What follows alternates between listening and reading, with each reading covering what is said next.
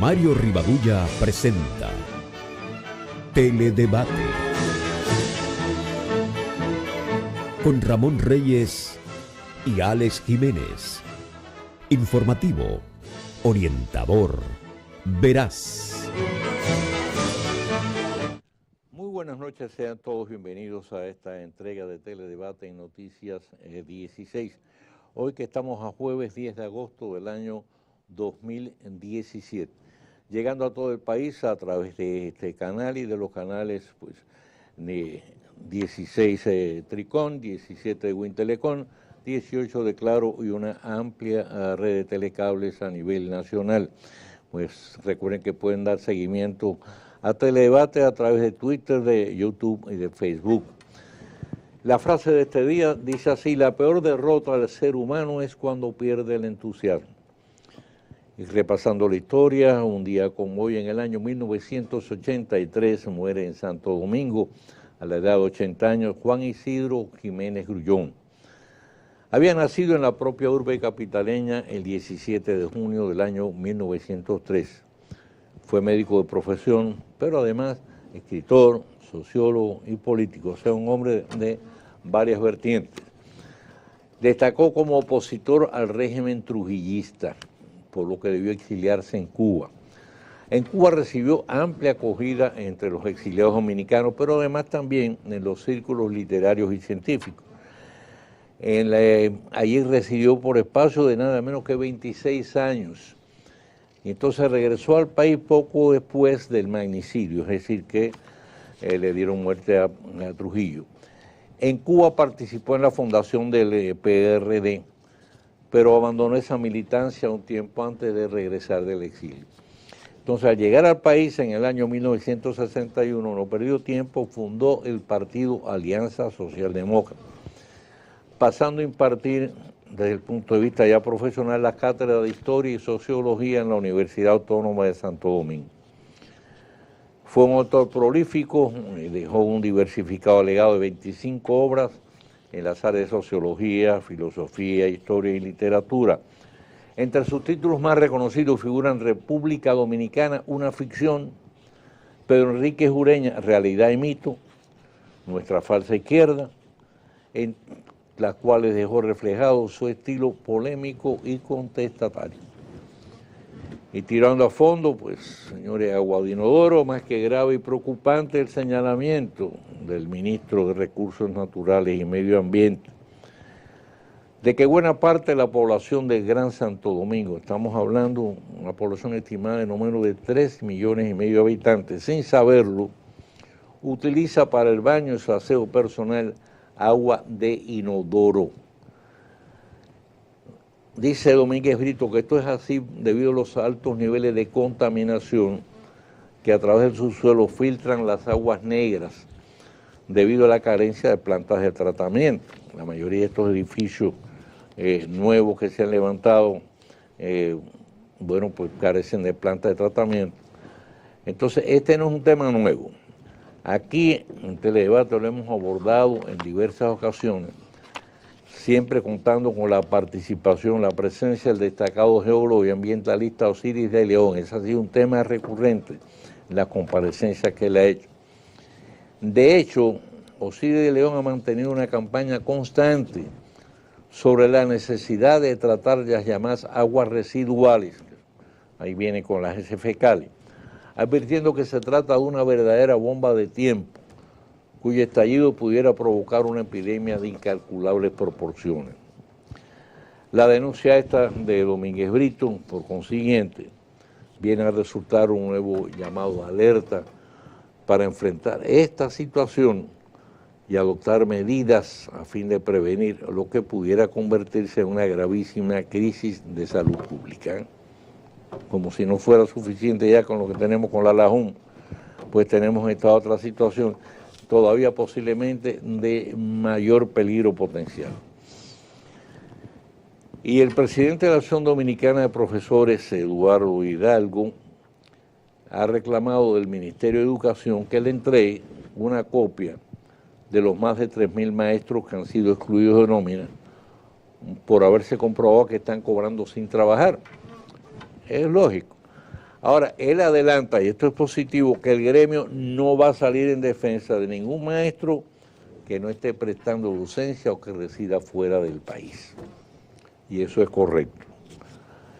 De hecho, por otro lado, gana fuerza la propuesta de distintos litorales, aquí lo hicimos también ayer, de que otras instancias del gobierno debieran imitar el ejemplo del Ministerio de Educación y proceder a depurar sus nóminas a fin de eliminar las botellas. Hay la evidencia, la constancia, la convicción de que en muchos de estos organismos estatales, pues, ministerios, etcétera, pues hay una gran cantidad de gente cobrando sin trabajar. Son los clásicos botelleros. Y fíjense, en el caso específico del Ministerio de Educación, el ministro Andrés Navarro dijo que el ahorro que va a representar la exclusión de esta gente que están cobrando sin trabajar va a ser del orden de 117 millones de pesos mensuales. O sea que estaríamos hablando como de casi 1.400 millones de pesos al año. Es un dinerito que bien empleado se pueden hacer muchas cosas positivas con ese dinero. Y, señores, positiva la señal esta de compromiso cívico, y va a ser un valioso aporte que van a hacer los estudiantes de maestría de Ingeniería Sanitaria y Ambiental del Instituto Tecnológico de Santo Domingo, o sea, INTEC, es uno de nuestros centros de enseñanza superior más prestigiosos. Ellos van a proceder a estudiar las características de los residuos sólidos en 50 municipios del país. Este trabajo se enmarca en el programa, dentro del programa Dominicana Limpia. Ustedes saben que este programa se anunció por el gobierno hace un par de semanas en el Palacio Nacional.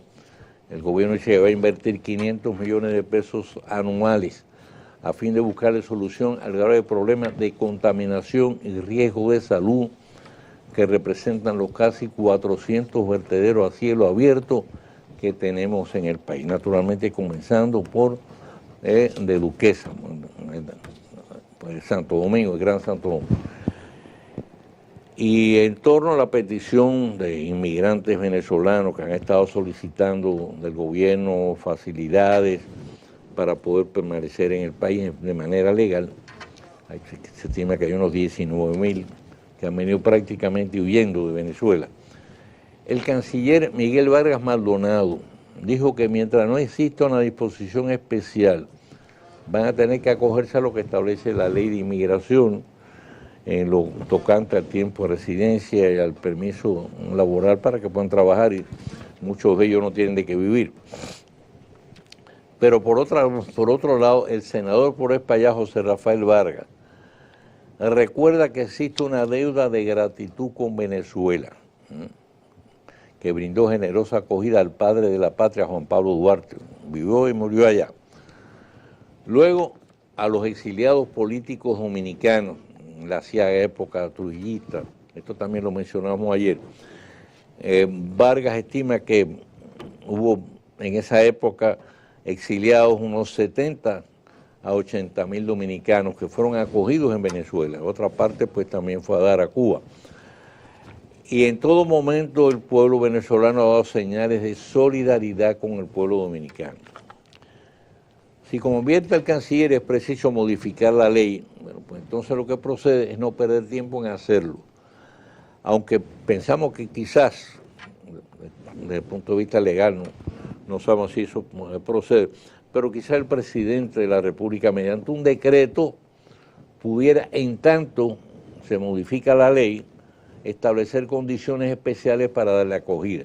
Pues mire, eso es lo menos que podemos hacer para tratar de compensar en parte la tibia actitud muy criticada, cada día más criticada, que hemos mantenido hasta ahora frente a los excesos, atropellos y ilegalidades de Nicolás Maduro, que cada vez marcha a paso más acelerado, más atropellante por el sendero de la dictadura.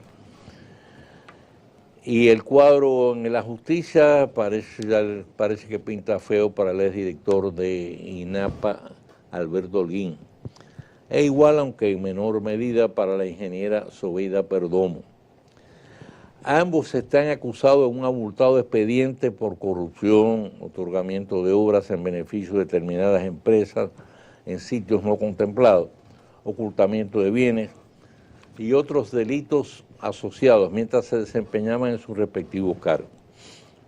La Procuraduría Especializada en Persecución de la Corrupción Administrativa, que tenía este expediente de hace algún tiempo, les está solicitando 15 y 5 años de prisión respectivamente, así como multas de más de 525 millones de pesos para Holguín y por sobre 392 a Zobeida, como reposición al Estado. Sin dudas, este va a ser otro expediente con características de escándalo, que va a dar mucha agua a beber en los tribunales, los medios de comunicación y las redes sociales. Y es posible que ninguna otra instancia del gobierno pueda presentar una agenda más abultada de realizaciones durante este primer año, en el segundo periodo de gobierno de Danilo Medina, que el Ministerio de Obras Públicas. Bajo la rectoría de Gonzalo Castillo, esa dependencia ha mantenido el mismo ritmo de construcciones que durante el anterior cuatrienio. En este año, este primer año, pues son 322 obras las que ha completado. Ahí se han invertido 22.000 millones de pesos del presupuesto nacional. Entre esas obras figuran 170 escuelas, 117 obras viales, 35 estancias infantiles. Pero además se construyeron y reconstruyeron 3.790 kilómetros de vías, así como 664 apartamentos de bajo costo en San Juan de la Maguana. Obras Públicas intervino adicionalmente en la limpieza de las vías con la finalidad de prevenir accidentes por varios miles de kilómetros y a través del programa de asistencia vial que opera en 23 zonas diferentes del país, se prestaron más de 354.000 servicios de ayuda a vehículos de motor. Sin duda es una bien nutrida hoja de trabajo, ¿eh? Bien, hacemos la pausa y cuando regresemos ya vamos a tener con nosotros a la licenciada Gualesca Encarnación, los teléfonos van a estar en pantalla, todas las personas que tengan algún tipo de problema, dificultad con la seguridad social, sobre todo con el área de salud, pero también con la de pensiones, que quieran tramitar quejas, denuncias, pedir información. Bueno, pues van a tener nuestros teléfonos disponibles y desde el interior podrán llamar sin cargo para que puedan plantear sus casos. Hacemos la pausa y regresamos.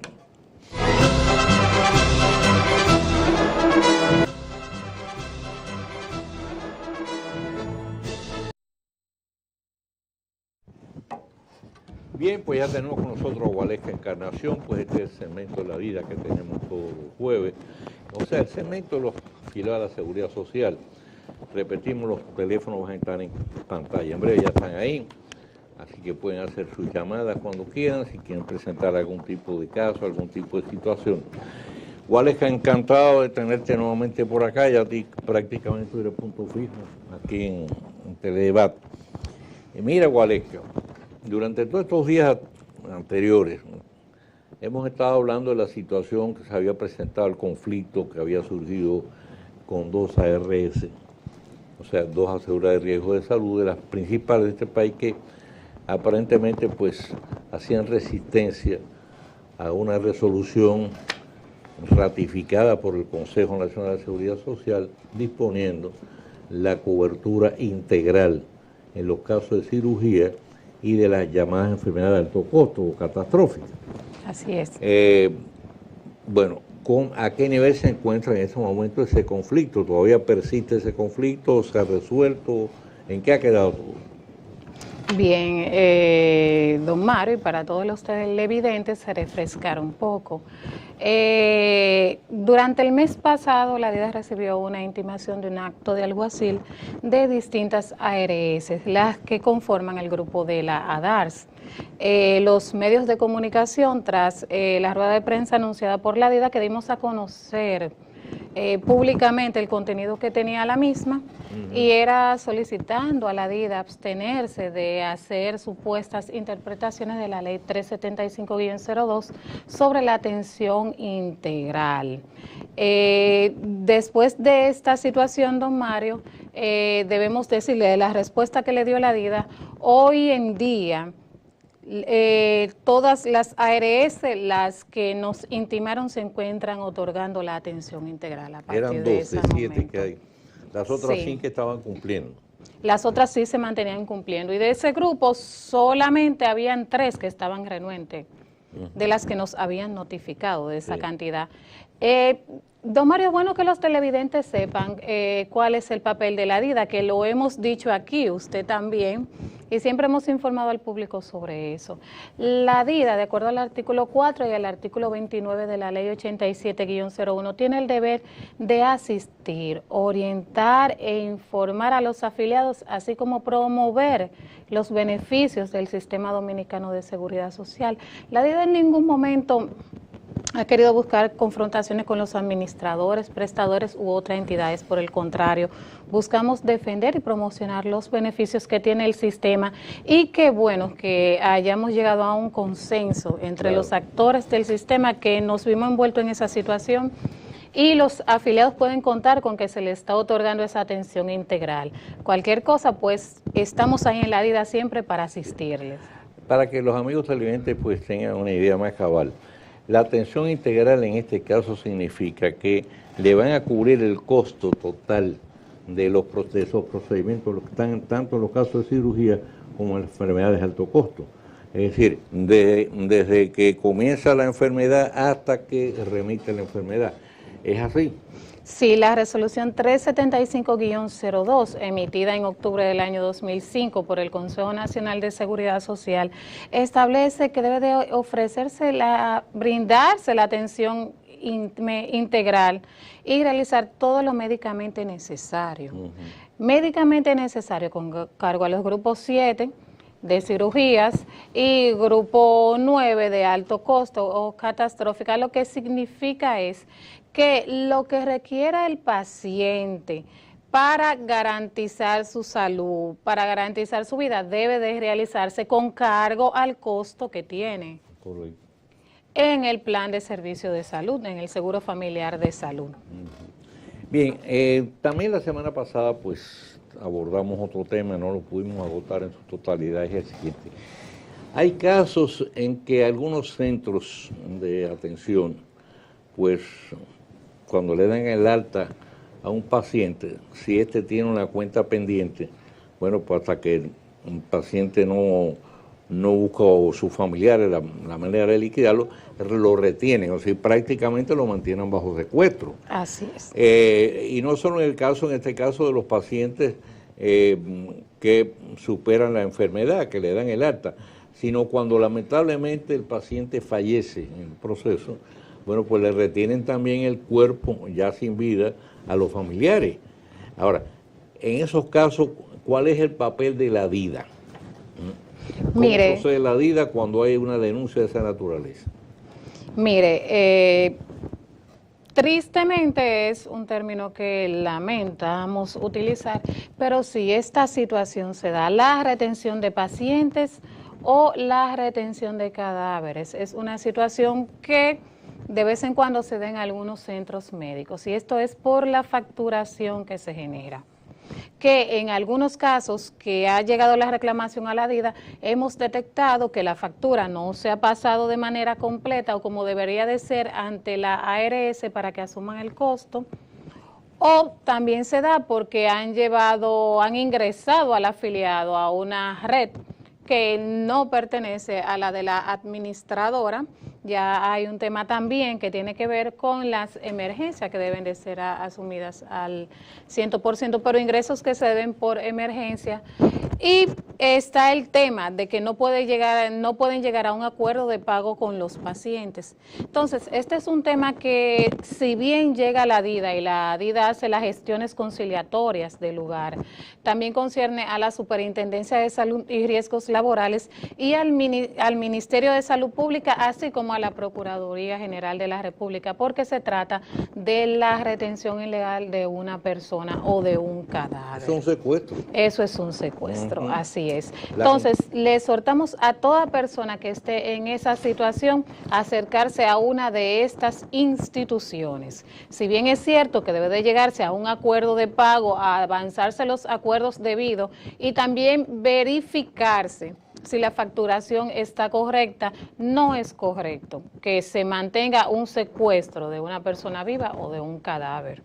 Es un delito. Es grave, es un caso grave. Incluso pacientes que ya están dados de alta han tenido que permanecer varios días. No, pero la recién nacidos en unidades de cuidado intensivo y va corriendo la factura. La Constitución, entre los derechos que establece la Constitución del ciudadano, está el derecho pues a la libertad de tránsito. Y usted no puede de ninguna manera retener a una persona en contra de su voluntad por ninguna razón. Claro, y la retención ilegal de una persona. Sí, eso es un delito. Es un delito sancionable y grave. Claro que sí. Es bueno que los televidentes sepan que en el Ministerio de Salud Pública está funcionando un procurador de la salud. Que ellos pueden acercarse a ese ministerio, a la CISALRIL e igual a nosotros ante la DIDA, donde procuraremos realizar las mejores gestiones en pro de que el paciente pueda ser liberado. Por cierto, que hablando de salud pública, bueno, en estos días ha habido varias informaciones relacionadas con ese ministerio.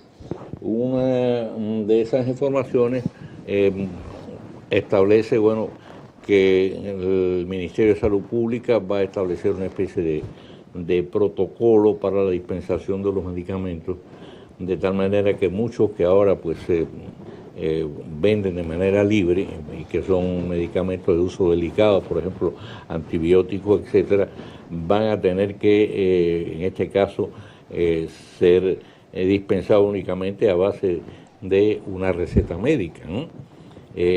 Ustedes han, ¿cómo, desde el punto de vista de ustedes, cómo ven esa decisión, esa determinación? Desde el punto de vista de nosotros lo vemos correcto. Hay medicamentos de uso delicado por parte de la población, que hagamos un uso rutinario y quizás automedicado, pero sí deben de contar con una receta, una autorización previa para esto. Bien, vamos a hacer una pausa y regresamos.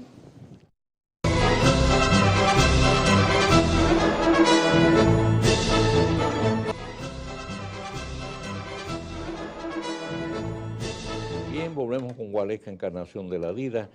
Gualesca, una de las situaciones que parece que se da con cierta frecuencia es que en algunos centros, no estoy hablando de todo, porque hay clínicas que son manejadas con mucha transparencia, pero hay otros centros que aprovechan, por ejemplo, casos de internamiento y abultan las facturas. ¿Ustedes reciben con cierta frecuencia denuncias en ese sentido? Sí, don Mario, de las reclamaciones que recibe habitualmente la DIDA, está las reclamaciones por concepto de reembolso. El afiliado solicita que se verifique la facturación por considerarla excesiva, un monto excesivo. Pero esto tiene un procedimiento, que es bueno que los afiliados lo sepan, que es, si ya el afiliado pagó la facturación, debe de dirigirse con la copia de estas facturas y de los recibos, incluso de honorarios médicos, debe dirigirse ante su ARS, donde esté afiliado, y debe de abrir un requerimiento o depositar una carta y conservar su acuse de recibo. Si en el término de 5 días no tiene una respuesta positiva, pues con ese acuse de recibo puede acudir a la DIDA y abrir una reclamación. La DIDA le dará seguimiento. Si no hay un acuerdo conciliatorio entre la ARS y el prestador, o si se detecta que no se cubrió lo adecuado, porque vamos a presumir la buena fe, que pueden existir errores, ¿verdad? Si no estamos totalmente de acuerdo con las verificaciones que nosotros hagamos de la facturación, pues se remite ante la Superintendencia de Salud y Riesgos Laborales, que es la entidad que en el escalafón supervisa a el Seguro Familiar de Salud. Entonces, sí, tenemos casos exitosos. Muchos no tienen que llegar necesariamente a la CISALRIL, sino que se resuelven de manera conciliatoria, porque la DIDA tiene esa fase conciliatoria, y eso es lo que buscamos, que el paciente no tenga que pasar un largo periodo para el reconocimiento de sus derechos. Bueno, hay otras dos situaciones. Una es que aparentemente las tarifas que ahora mismo que mantiene la Seguridad Social para los médicos especialistas son muy bajas, ¿no? Y me ha habido quejas en ese sentido que me parecen están justificadas, porque por ejemplo, pagarlo, creo que son 300 pesos lo que le dan a un especialista, darle 300 pesos por una consulta, me parece que es una cosa totalmente inapropiada. Pero hay otros casos también, está el caso contrario. El caso contrario de algunos médicos que lamentablemente pues ven en la medicina, el ejercicio de la medicina, simplemente un instrumento de lucro excesivo, y a veces, bueno, pasan en unos honorarios totalmente desproporcionados. Creo que ustedes han conocido casos de eso también, ¿verdad? Sí, la DIDA ha conocido en el tiempo que tiene ofreciendo servicios a los afiliados este tipo de casos de facturación de tanto honorarios excesivos. Es como usted dice, don Mario, hay una desactualización entre la contratación del especialista y de los seguros, de las administradoras de riesgos de salud. Entendemos que debe de haber una negociación justa para las partes y para las sociedades especialistas que muchas veces tienen reclamos válidos, pero que no debe de traducirse en el afiliado, en el paciente. Un paciente no puede cargar con esta diferencia y se da todo tipo de casos en esta situación. Personas que a pesar de pasar su seguro, tienen que pagar 1.000, 1.500, 2.000 y mucho más de diferencia, claro. ¿De copago, verdad? De copago. El afiliado, si se ve en esta situación, debe de exigir que se le entregue un recibo y acudir a su ARS para que le haga la devolución correspondiente. Pero la ARS en ese caso está obligada. Está obligada. Yo tuve un caso y precisamente, bueno, cuando pasé la factura dice, no, el contrato no contempla reembolso. Vamos a aclarar porque esta información se le da habitualmente a los afiliados al Seguro Familiar de Salud del Sistema Dominicano de Seguridad Social. Los seguros privados contemplan lo que llaman ellos el reembolso. El reembolso es que si usted va a un especialista y tiene que pagarlo con su dinero, se hace un estudio, un procedimiento, usted acude a la ARS para que ellos le devuelvan esa cantidad que usted pagó. Hay seguros que lo contemplan. Habitualmente se dice que el Seguro Familiar de Salud no contempla. Realmente estas situaciones no deberían de darse en el Seguro Familiar de Salud, pero es una situación cotidiana por los problemas que estamos hablando ahora mismo. Déjeme decirle a los afiliados que sí existe el reembolso. Si se le cobró excesivamente, si se le cobró de más, usted puede hacer su reclamación. Se le realiza una devolución, un reembolso de ese dinero si se demuestra que fue cobrado de más esa tarifa. Ahora bien, respecto a aquellos afiliados que por los conflictos generados entre la contratación de la sociedad especialista, los médicos especialistas y sus ARS por considerar que es muy bajo el monto, no debe de ser traducido al afiliado, porque el afiliado y su empleador están cumpliendo con la ley. Se les está descontando y se está pagando religiosamente, entonces es un conflicto que no debe de traducirse. Exhortamos a todos los afiliados que cuando esto le ocurre, exigir su recibo y realizar una reclamación ante su ARS. En el año 2015 hubo una situación similar, un poco más agravada por una suspensión de los servicios de unos especialistas, y la Superintendencia de Salud y Riesgos Laborales emitió una circular que debía devolvérsele la administradora de riesgo de salud debían devolver al afiliado esta diferencia en base a la tarifa contratada. Creo que hay una especialidad médica, no recuerdo exactamente, que no está trabajando, creo que no llegó a acuerdo con la Seguridad Social.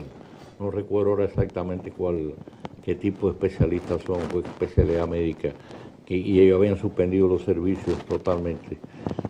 Sí, cada cierto tiempo las sociedades de especialistas pues anuncia que van a suspender estos contratos de servicio.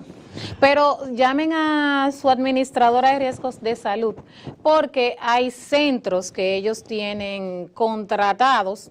Un ejemplo que todo el mundo conoce y gran parte de la población dominicana ha asistido, sobre todo las que están aledañas al Distrito Nacional y la provincia de Santo Domingo, que es, por ejemplo, la Plaza de la Salud, que ofrece, que es una contratación del centro como tal, no de sus especialistas. Entonces, los afiliados pueden encontrar las diversas especialidades. Existen también otros centros contratados por la ARS, pero debe de llegarse a un consenso entre ambos. Yo te confieso una cosa, si yo voy a un especialista y tengo que pagar, hacer el copago, realmente no puedo criticar al médico, porque pido como un especialista, un señor que ha pasado años y años estudiando, primero la carrera de medicina, después la especialidad, etcétera. Oiga, usted le va a pagar 300 pesos, por favor, 300 pesos lo gana cualquiera vendiendo en una esquina, una paletera. Entonces... Tiene gastos... Esa es una situación que hay que revisar. Hay que revisarla. Y hay que reajustar. Y en ese sentido yo creo que el Colegio Médico tiene toda la razón del mundo cuando plantea la necesidad de que en las tarifas médicas, la seguridad social sean debidamente actualizadas. Así es. Porque estas datan desde el principio, ¿no es así? Así es. Imagínate tú, ¿cuántos años han pasado desde entonces? Estamos hablando, la Seguridad Social ya tiene ahorita 16 años, ¿no? Así es, y que el Seguro Familiar de Salud garantiza una atención integral. Exactamente, pero tiene que ser también integral para el médico. Bien, Valesca, muchísimas gracias por haber estado con nosotros. Recuerden que todos los jueves son jueves de la Seguridad Social, así que hasta el próximo jueves, esperamos verte por acá de nuevo. Encantada, don Mario, como siempre. Espero ansiosa volver. Este programa es tuyo y de la DIDA. Gracias. Y de los afiliados a la Seguridad Social. Vamos a hacer la pausa, regresamos con el tiro rápido de este día.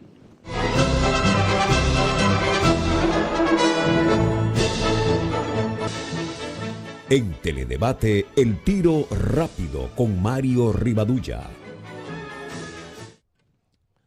Ayer, como cada 12 de agosto de que fue instaurada la fecha, se celebró el Día Nacional de las Zonas Francas Industriales establecidas en el país. Con ese motivo tuvo lugar una misa conmemorativa que contó con una nutrida asistencia de público, donde se reconoció tanto a los empresarios como a los trabajadores que laboran en las mismas. Correspondió al ministro de Industria y Comercio, Nelson Toca Simón, y a la licenciada Luisa Fernández, directora ejecutiva del Consejo Nacional de Zonas Francas de Exportación por parte del sector oficial, y al presidente de la DOZONA, Federico Domínguez Aristi, por el sector privado, destacar la importancia de este sector de la economía nacional. Los aportes en términos numéricos son reveladores y no requieren de mayor ponderación. Al presente, el país cuenta con 68 parques industriales distribuidos en distintos lugares de la geografía nacional, donde se encuentran instaladas y en operación 645 empresas. El volumen de exportaciones que generaron esas empresas el pasado año equivalió al 55% del total nacional, con un ingreso en divisas que alcanzó la cifra de 5.493 millones de dólares. La nómina laboral registró más de 165.000 empleos directos y aproximadamente unos 300.000 que se benefician de manera indirecta. El aporte en salarios y compras locales suma además un significativo valor agregado, tanto a la economía nacional como de las localidades donde se levantan los parques. De igual modo, el intangible pero igualmente importante de la transferencia tecnológica y la capacitación del personal. Son cifras que para finales de este año van a ser superadas con la instalación de 28 nuevas empresas que han recibido autorización para establecerse y la creación de 8 parques adicionales que agregarán 12.797 nuevas plazas de trabajo. Para el 2008, o sea, el año que viene, ya han sido aprobadas y entrarán en operación nuevas empresas y 4 parques adicionales que van a sumar también miles de nuevos puestos de trabajo. Es una tendencia de sostenido crecimiento, se repite de año en año, desde que el sector entró en un vigoroso proceso de recuperación después de la grave crisis internacional provocada por la estrepitosa caída de la bolsa de Wall Street. Un detalle importante es que la producción de las empresas de zona franca en sus primeros tiempos se concentraba en su mayor parte en la confección de textiles. Hoy, en cambio, muestra un patrón de diversificación que va desde equipos médicos hasta componentes electrónicos y otros renglones de avanzada tecnología. Haciendo un breve repaso por la historia de las zonas francas industriales en el país, recordemos que la primera, promovida por la Gulf and Western, propietaria en esa época del Central Romana, se instaló en esa ciudad en el año 1969. La segunda fue 4 años más tarde, surgió bajo los auspicios del sector público a través de la Corporación de Fomento Industrial en San Pedro de Macorís.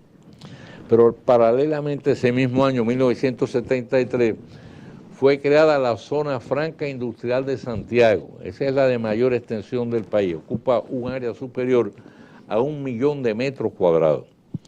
Este complejo fabril fue iniciativa de un grupo de emprendedores empresarios agrupados en la Asociación Pro Desarrollo de Santiago, presidida por Víctor Espaillá Mera, cuyo nombre fue otorgado al parque en honor a su memoria. A partir de sus inicios, las zonas francas industriales iniciaron un proceso de vigorosa expansión que al presente va en continuo aumento. Al saludar su día conmemorativo celebrado ayer, debemos resaltar la importancia que reviste en las zonas francas industriales en continuo proceso de crecimiento. Ellas son fuentes generadoras de exportaciones, de divisas y de empleo. Y al igual que el pujante sector turístico, constituye uno de los principales puntales de la economía nacional. Mañana, si Dios quiere, volveremos a estar con ustedes de nuevo con una otra entrega de Teledebate en Noticias 16. Recuerden que es importante mantenerse al corriente de lo que ocurre en el país y en el resto del mundo. Y para satisfacer esa necesidad, por ahí ya viene de camino nuestro colega Eddie Matos, que trae para ustedes las últimas noticias del informativo de Noticias 16. Así que no se lo pierden. Y por nuestra parte tengan todos un muy feliz resto de la noche. Mario Rivadulla presentó Teledebate con Ramón Reyes y Alex Jiménez. Informativo, orientador, veraz.